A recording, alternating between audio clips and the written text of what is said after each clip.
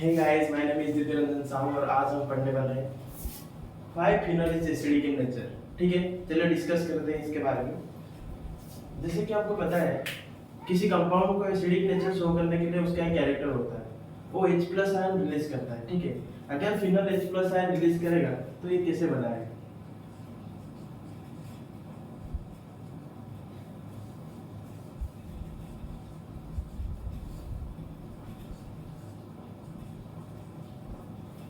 अगर फिनोल ने H+ ion release किया, इसने क्या बनाता है? Phenoxide ion. क्या? Phenoxide ion. ये क्या होता है?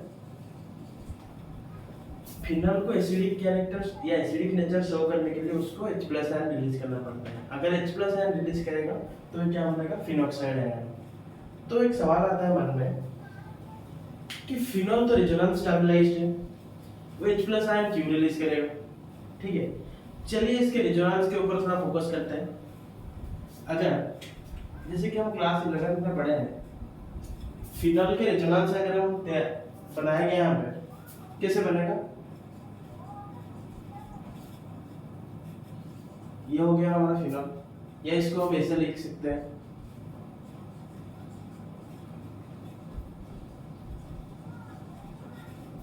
ये हो गया हमारा फिनॉल। ठीक है, यहाँ पे जो OH ग्रुप लग रहा है उसने क्या क्या दिखाएगा? प्लस एम इफेक्ट दिखाएगा, यानी कि अपना इलेक्ट्रॉन डेंसिटी को रिंग के अंदर ढकेलना। ठीक है, यहाँ पे ऑक्सीजन में क्या होता है? लोन पेयर्स होते हैं। उसी लोन पेयर इलेक्ट्रॉन डेंसिटी को क्या करेगा? रिंग में ढकेलेगा। ठीक है, अगर वो उसका इलेक्ट्रॉन डेंसिटी को रिंग में ढकेलता है, ये कार्बन तो हड़बड़ा जाएगा, क्योंकि भाई हम तो पहले से 4 बॉन्ड बना के रखे, 1 2 3 4। ठीक है, फिर हम और एक बॉन्ड आ गया, ऊपर से बड़ा हो गया। अभी ये क्या करेगा? इसी बॉन्ड को यहाँ पे शिफ्ट कर देगा। राइट, अगर इसको यहाँ पे शिफ्ट करता है तो ये स्ट्रक्चर ऐसे बन के आ जाएगा, रेजोनेटिंग स्ट्रक्चर्स।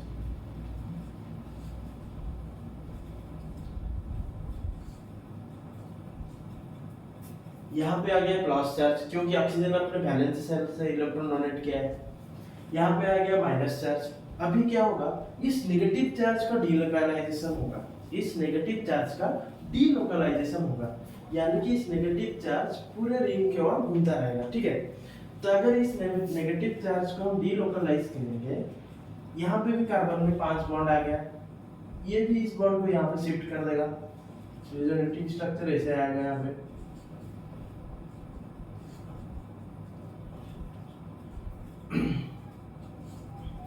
ठीक, फिर डीलोकलाइजेशन होगा नेगेटिव चार्ज का, यहाँ पे आ जाएगा।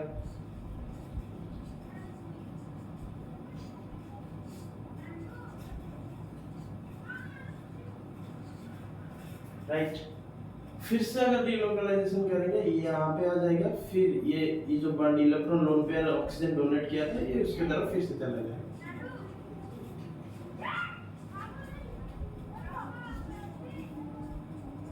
ये हमारा कंप्लीट रेजोनेंस है किसका? फिनॉल का। अगर हम फिनॉक्साइड आयन का रेजोनेंस देखेंगे तो ये कैसा बनाएगा?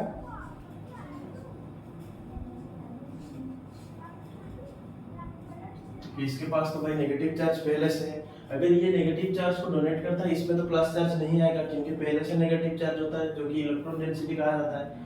तो ये इस नेगेटिव चार्ज को यहाँ पे शिफ्ट कराएगा।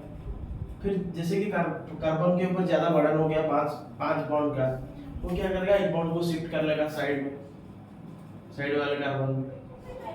तो ये कार्बन क्या आएगा? ऐसे बन के आ जाएगा भाई। राइट, उसके बाद हम क्या करेंगे? नेगेटिव चार्ज को डीलोकलाइज करेंगे पूरे रिंग के थ्रू, यहाँ पे आ जाएगा, फिर यहाँ पे शिफ्ट हो जाएगा।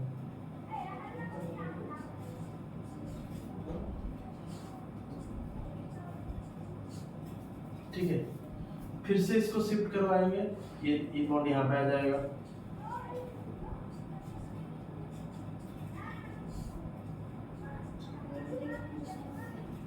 फिर ये नेगेटिव चार्ज यहाँ पे शिफ्ट करेगा और ये इलेक्ट्रॉन लोन पेयर यहाँ पे चला जाएगा ऑक्सीजन में।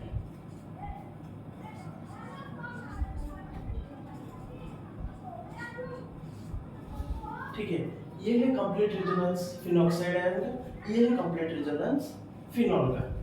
अभी देखते हैं हमको पता है केमिस्ट्री में जो भी खेल होता है सब स्टेबिलिटी का खेल होता है, ठीक है। ये भी रीजन अनस्टेबलाइज्ड है, ये भी रीजन अनस्टेबलाइज्ड है, लेकिन इन दोनों का कंपैरिजन है कि कौन सा ज्यादा स्टेबलाइज होगा। देखा गया कि फिनोक्साइड आयन का रिजोनेंट स्ट्रक्चर, रिजोनेटिंग स्ट्रक्चर ज्यादा स्टेबलाइज्ड है। क्यों? रिजोनेटिंग स्ट्रक्चर के थ्रू स्टेबलाइजेशन जानने के लिए कुछ रूल्स होते हैं, जैसे कि उनका रिजोनेटिंग स्ट्रक्चर्स गिन लो। यहाँ पे रिजोनेटिंग स्ट्रक्चर 1 2 3 4 5 है।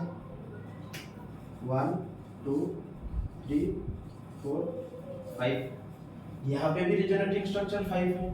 1 2 3 4 5। रूल क्या कहता है कि जिसका ज्यादा रिजोनेटिंग स्ट्रक्चर होगा वो ज्यादा स्टेबल होगा, लेकिन यहाँ पे इसका भी 5 रिजोनेटिंग स्ट्रक्चर्स है, इसका भी 5 रिजोनेटिंग स्ट्रक्चर है। तो ये resonate number of resonating structure के थ्रू हम इनका स्टेबिलिटी कंपेयर नहीं कर सकते हैं, ठीक है। उसके बाद रूल क्या कहता है कि चार्ज डीलोकलाइजेशन होता है कि नहीं। यहाँ पे भी जैसे हम देखें नेगेटिव चार्ज को डीलोकलाइज किया गया है, यहाँ पे भी नेगेटिव चार्ज को डीलोकलाइज किया है रिंग के थ्रू। तो हम चार्ज डीलोकलाइजेशन के थ्रू भी उसका स्टेबिलिटी पता कर नहीं कर सकते हैं। और एक पॉइंट क्या आता है, separation of charge. The compound having separation of charge is more unstable than the compound doesn't have separation of charge. जैसे कि इसमें सेपरेशन ऑफ चार्ज होता है, पॉजिटिव चार्ज होता है, नेगेटिव चार्ज होता है। यहाँ पे पॉजिटिव चार्ज होता है मतलब एक वैकेंट ऑर्बिटल रखता है, यहाँ पे नेगेटिव चार्ज होता है मतलब एक फील्ड ऑर्बिटल है, ठीक है।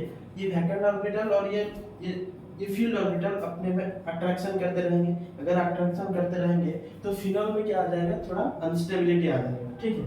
और यहाँ पे जो है चार्ज सेपरेशन एब्सेंस है, बस नेगेटिव चार्ज ही घूमता रहता है पूरा रिंग के थ्रू। तो चार्ज सेपरेशन के एब्सेंस के कारण ये क्या हो जाता है, ज्यादा स्टेबल हो जाता है, राइट। इसमें चार्ज सेपरेशन होता है, इसमें चार्ज सेपरेशन नहीं होता है। इसमें चार्ज सेपरेशन होता है, इसमें चार्ज सेपरेशन नहीं होता है। चार्ज सेपरेशन ना होने के कारण ये क्या हो जाता है, ज्यादा स्टेबल हो जाता है, मोर स्टेबल। ये क्या हो जाता है,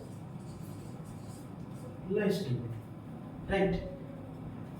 इसमें 5 रिजोनेटिंग स्ट्रक्चर है, इसमें भी 5 रिजोनेटिंग स्ट्रक्चर है, इसमें भी चार्ज डीलोकलाइजेशन होता है, इसमें भी चार्ज डीलोकलाइजेशन होता है, लेकिन इसमें चार्ज सेपरेशन होता है जिसलिए ये अनस्टेबल है, इसमें चार्ज सेपरेशन नहीं होता है जिसलिए ये इससे ज्यादा स्टेबल होता है।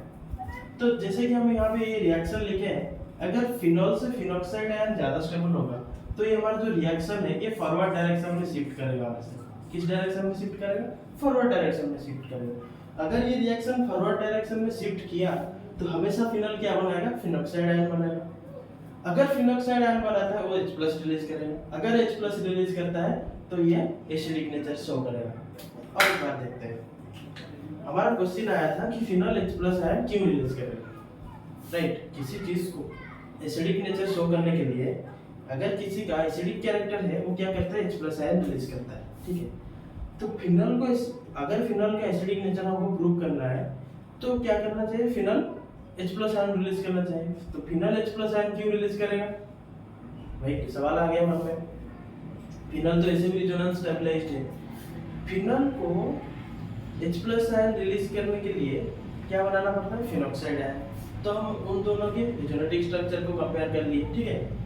फिनॉल का भी 5 रिजोनेटिंग स्ट्रक्चर निकल के आया, फिनॉक्साइड के भी 5 रिजोनेटिंग स्ट्रक्चर है। रिजोनेंस के थ्रू स्टेबिलिटी पता करने के लिए कुछ रूल्स है, जैसे मैंने बताया कि compound having more resonating structure is more stable. जिसका रिजोनेटिंग स्ट्रक्चर जितना ज्यादा होगा वो ज्यादा स्टेबल होगा। जो चार्ज डीलोकलाइजेशन करेगा वो भी ज्यादा स्टेबल होगा। जिसमें चार्ज सेपरेशन होगा वो अनस्टेबल होगा, जिसमें नहीं होगा वो स्टेबल होगा, ठीक है। ये 3 रूल बताए।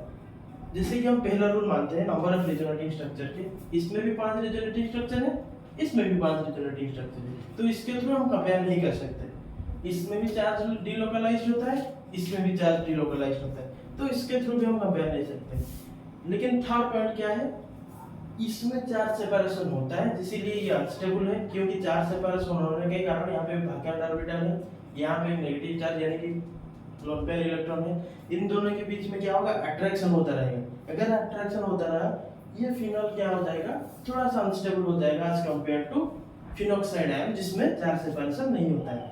तो ये मोर स्टेबल होता है, ये लेस स्टेबल होता है। जैसे कि ये मोर स्टेबल होता है, ये रिएक्शन हमेशा किस डायरेक्शन में फ्लो करेगा, फॉरवर्ड डायरेक्शन में फ्लो करेगा। अगर फॉरवर्ड डायरेक्शन में फ्लो किया, फिनॉल हमेशा क्या करेगा, H+ आयन रिलीज करेगा। अगर H+ आयन रिलीज किया, फिनॉल क्या बन जाएगा, एसिडिक नेचर शो करेगा और एसिड बन जाएगा। ठीक है, this is all about why phenol is acidic in nature. Thank you and have a nice day.